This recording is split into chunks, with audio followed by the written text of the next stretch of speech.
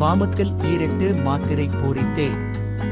ஏமுற்ற 32 இறைசித்து. காமுற்ற பெண்களே கண்ணாக இவ்விரண்டு. ஓமத்தால் 8 கும்பிக்கு உண்மையே.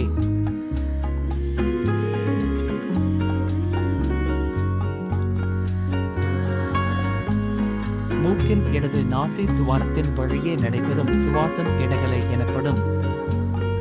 இடகலை வழியாக போரக முறைப்படி ஒரு பங்கு அளவிற்கு 16 வினாடிகள் மூச்சுக்காற்றை உள்ளே இழுத்து, கும்பக முறைப்படி 4 பங்கு 64 வினாடிகள் அளவிற்கு மூச்சுக்காற்றை அடக்கி வைத்து, மூக்கின் வலது நாசி துவாரத்தின் வழியே நடைபெறும் சுவாசம் பிங்கலை எனப்படும்.